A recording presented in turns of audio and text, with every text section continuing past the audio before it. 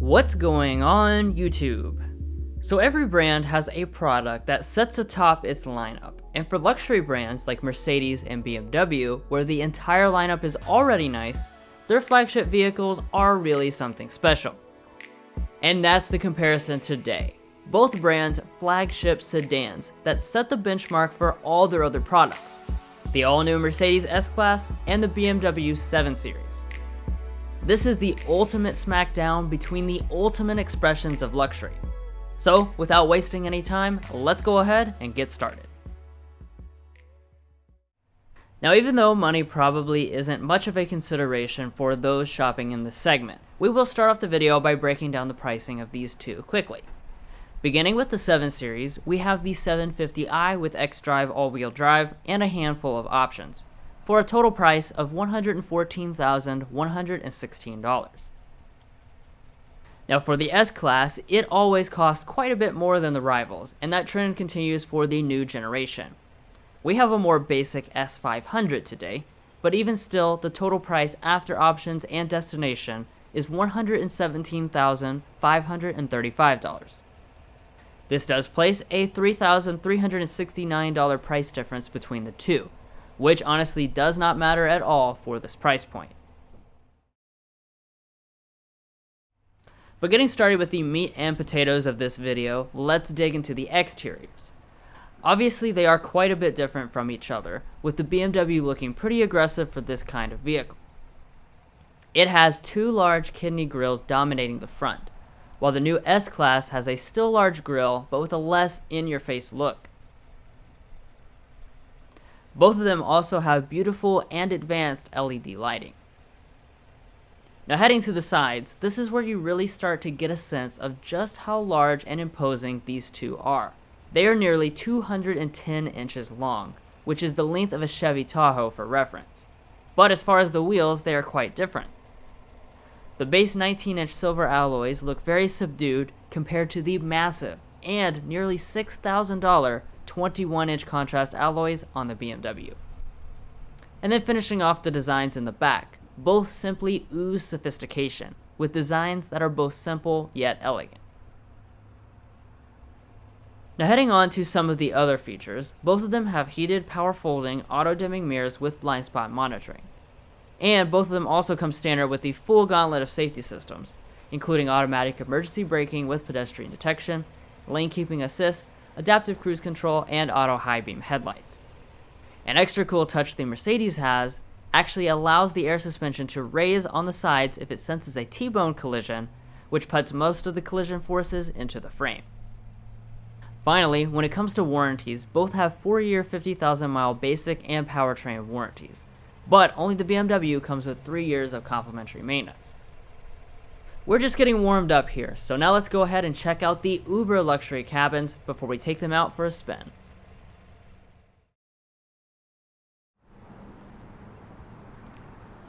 So walking up to the vehicles, both of course have smart entry with nice key fobs. Now the new Mercedes does come with pop-out door handles, which deploy automatically as you walk up to the vehicle. But anyway, once we actually reach the interiors, they both have a lot of wow factor. Inside the S-Class, we have beautiful quilted Nappa leather seats, finished in black and accented with gloss walnut trim. The 7 Series also has black Nappa leather seats and a high gloss wood trim. And speaking of the seats, they are extremely adjustable, with heating, cooling, and even massage. One extra bougie feature of the BMW is the fact that it has leather floor mats.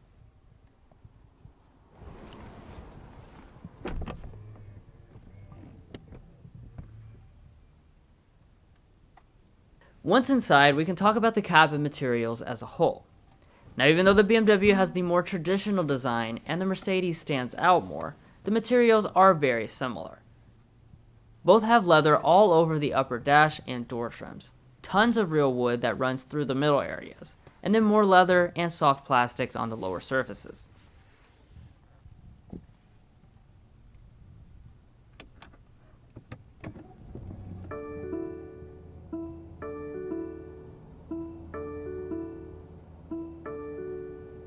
So after starting them up, we can turn our attention to the gauges and other stuff in this area. Both of them are using 12.3-inch high-resolution gauge clusters, but it is worth noting that the S-Classes has a lot more design choices. However, the BMW fights back by having a large head-up display, which this Mercedes doesn't have. And coming back to the steering wheels, both are nicely finished, heated, and power adjusting. Okay, so next up, let's dig into the major area of interior storage. At both the center console and the other storage bins, the Mercedes clearly delivers more. It even has storage behind the screens, and there is a reason for that. The use of the column electronic shifter saves space, and when in reverse, both of them have 360-degree camera systems with very cool 3D views.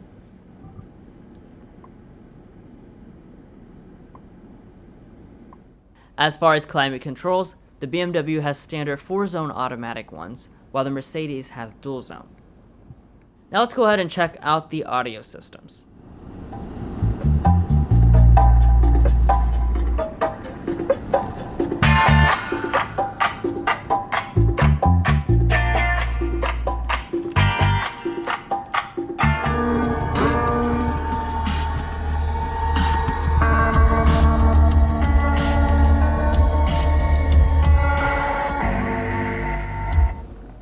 Both sound great, but I'll have to give the edge to the Mercedes Burmester sound system.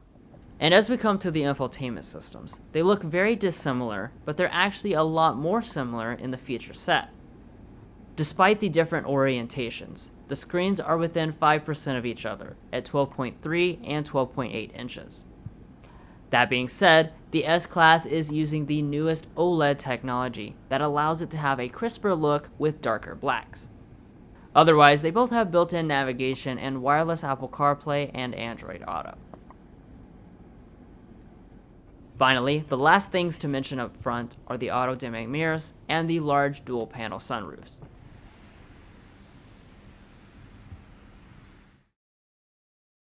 Alright, but now let's move on to the rear areas, which are also very important since a lot of executives like to be in the back and have someone else drive them around.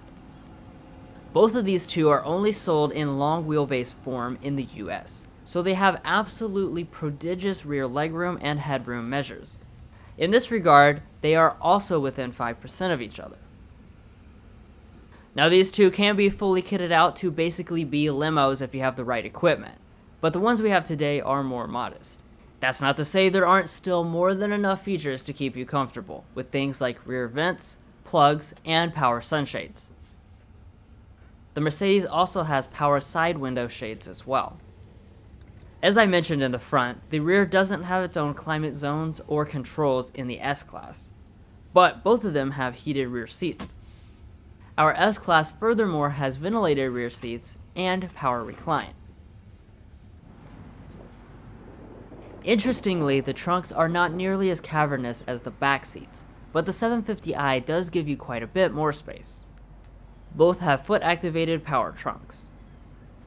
Alrighty, that's it for the interiors, so now let's take this tight race out on the road to see who will come out on top. Under the hoods and out on the road, the differences are just as stark as everywhere else. The biggest aspect is the fact that the BMW, costing so much less, allows it to also have the upgraded V8 engine, while our S-Class has the standard 6-cylinder. Because of that, even though both are fast, the 750i really blows your mind with over 500 horsepower and a sub 4-second 0 to 60.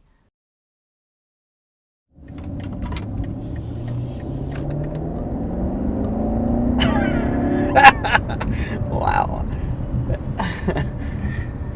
We weren't even really pushing it down at all, though. That's just a quick sample of the acceleration in this thing. Effortless speed is really what this feels like. Yeah. Just so quick.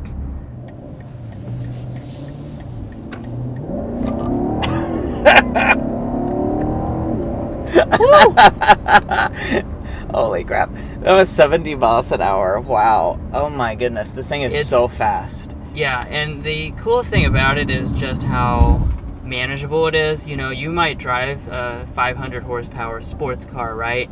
and it feels fast and quick all the time. This here is so controlled that you can just drive so smoothly and normally in the flow of traffic like that, but then, you know, put your foot down and this thing comes alive.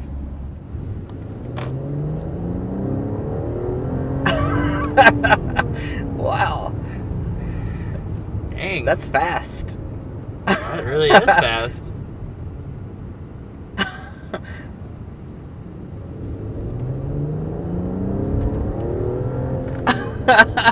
What the? Yeah, so this is the base engine, which you may think base engine, you know, it's not even a V8, but it certainly puts plenty of power. So what this actually is a 3-liter turbocharged inline 6-cylinder with Mercedes EQ Boost mild hybrid system. Of course, what the EQ Boost does, as with in other Mercedes applications, is it does boost the power. It also helps power really advanced auto start stop, which we'll show you guys in just a second, as well as some of the electronics and stuff inside of the vehicle. And altogether, this is making 429 horsepower. And 0 to 60 is still 4.8 seconds with this model. That's so from fast. This gigantic S-Class. Wow. So it really does move. Now, as far as driving dynamics, it's probably not the most important thing, but I do want to point out that the BMW puts a lot more emphasis on the steering and handling. That being said, the plushness of the S-Class is impossible to beat, and it might just be the benchmark of the entire auto industry. It's just that good. But before we, accelerate again here, I want to talk about the ride quality for the S-Class. I don't want to leave you guys waiting on this part of the video because I know that's what you're here for. The S-Class, I don't know how they do it, man. I really don't. I have to give Mercedes engineers a round of applause every time I get in an S-Class because this is literally some of the best ride quality you can get. I think this might be the best riding vehicle I've ever ridden in, period. And I can't say I'd noticed the difference between this one and the old S-Class, but it absolutely is phenomenal. You have the air suspension. There's so many different elements just making your experience so great. Adaptive dampers as well. It all just works together so seamlessly. The S500 is also a mild hybrid, which helps it have incredibly smooth auto start stop that can shut off before the vehicle even comes to a stop. Really just leaves you saying, what bump? You know, you see it, but you just don't feel it. It's really incredible. And speaking of things that are incredible, pay attention to the tachometer as we come to a stop here at this red light. So one of the things you probably noticed is the fact that the engine shuts off before you even come to a stop. That's one of the features with the EQ Boost. And the auto start stop on this is just superb. So we're gonna move up here and we'll see this engine restart. And notice I said see the engine restart. You have to look right at this tachometer to know what's going on. It's absolutely imperceptible. It's so easy for me to say that this is the best auto start stop that money can buy. Mercedes just does it better than everyone else, period.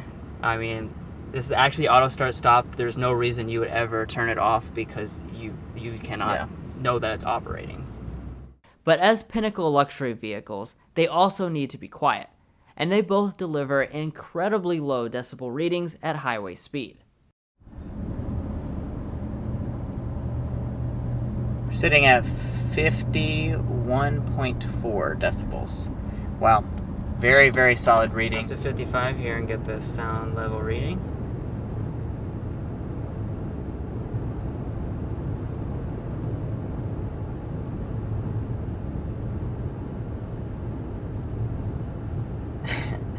$50.4. 50.4. It's really windy outside too. That's the only thing I can hear is a little bit of the wind. I mean, it's like a library in here. It's crazy. I have to admit, I just want to take a nap, and it's not because this vehicle is boring, but it's so quiet in here and so comfortable. The seat is amazing. I literally just am in nap mode right now. Finally, as far as fuel economy, the smaller displacement engine and mild hybrid helps the Mercedes achieve 20% better fuel economy. So there you have it. These two heavyweight powerhouse luxury sedans battled it out extensively. Just like most luxury vehicles, they really are an extension of your personality. So let us know which combination you would go for in the comments below. Anyway, thanks for joining us for another Car Confections comparison. And be sure to subscribe for more comparisons and our signature full review videos. We appreciate your support, and we will see you next time.